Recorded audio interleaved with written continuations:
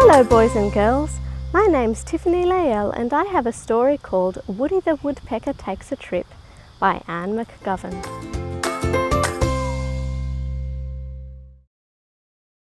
Woody Woodpecker sat in the middle of a pile of boxes, bags and barrels.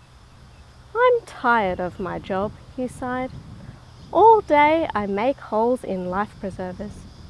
All night I make holes in doughnuts. What I need is a change. I need a long, long sea voyage, and that's what I shall have." Splinter and Knothead were thrilled when they heard Woody's news. "Sailing, sailing over the bounding waves," they sang. "Not so fast," Woody said. "First we have to find the right boat to sail on."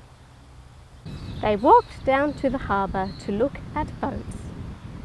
There were blue boats and new boats, old boats and coal boats, boats that looked a frightful sight, but no boat that looked exactly right, except for one. And that boat was big and beautiful and seemed seaworthy. They walked closer to have a better look, and Woody fell right over the long legs of a long-faced captain. The captain was moaning and groaning. "My beautiful boat is big and seaworthy, but my beautiful boat is no good. No one will want to sail on such a boat." "Don't say that, Captain," Woody said. "We want to sail on your boat. We want to take a long, long sea voyage." "It's nice of you to try to cheer me up," the captain said. "But just look at that boat. The shipbuilder forgot to put in the windows. There are no portholes. If people sailed on that boat, they wouldn't be able to breathe. No air can get in." Splinter looked at Knothead sadly. Knothead looked at Splinter sadly. They both looked at Woody, who was grinning from ear to ear. "Captain, this is your lucky day," Woody cried. "Look at me, I'm a woodpecker. I can make holes in trees and telephone poles. I can make holes for doughnuts and holes for life preservers. So why can't I make holes for your boat too?" The captain raised his head. The captain nodded his head. The captain stood on his head for pure joy. And it was no sooner said than done. Rat-a-tat-tat! Woody made portholes in the port side. Rat-a-tat-tat! Woody made portholes in the starboard side.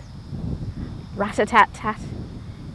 He made portholes in the stern, and he made portholes in the bow. He made dozens and dozens of portholes until the captain cried, "Stop! This boat will be nothing but portholes." Woody beamed with pride as he looked at his work. "There are no finer portholes in any ship," he said. "You have made me the happiest captain in the whole wide world," the captain said. "I want to make you happy too. You shall have your long sea voyage. Meet me here tonight when the moon comes up, and we will sail across the sea." They ran home to get ready. In a flash, Woody packed a big suitcase. In a twinkling, Splinter and Knothead packed their suitcases too. They turned off the lights, locked the door, left a note for the milkman, and were off. The boat was big and perfect for playing games. Splinter and Knothead played leapfrog over the deck chairs, over the lifeboats, over each other. They played hide and seek in the bedrooms, called staterooms, in the kitchen, called galleys, and in the boats, elevators, and swimming pools. Meanwhile, Woody helped the captain. He fiddled with the weather instruments, and faddled with the compasses. He fiddled and faddled too much. Woody helped the captain steer the big boat. He fiddled with the big wheel to the right instead of the left. He faddled with the big wheel to the left instead of the right. He fiddled and faddled too much. So one day, "Help! Help! Oh, help!" the captain cried. "Iceberg ahead!" Woody, Splinter and Knothead peered out of the portholes. Closer and closer loomed a mountain of ice. "My boat!" the captain cried. "My beautiful boat with its beautiful portholes will be smashed to smithereens."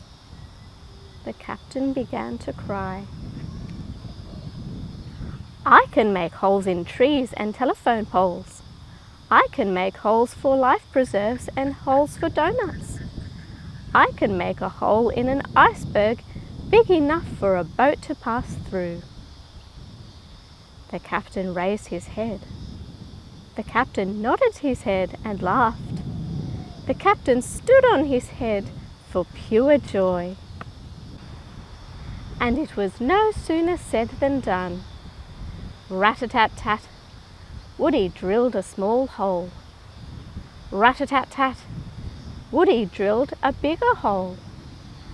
Rat-a-tat-tat-tat-tat-tat-tat, Woody drilled a big, huge, gigantic hole, and the boat sailed right through the big hole in the iceberg.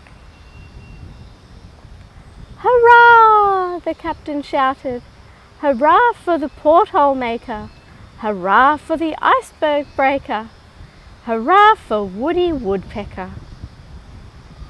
From the North Pole they sailed to the South Pole. They would have sailed to the East and West Pole, but there aren't any such places.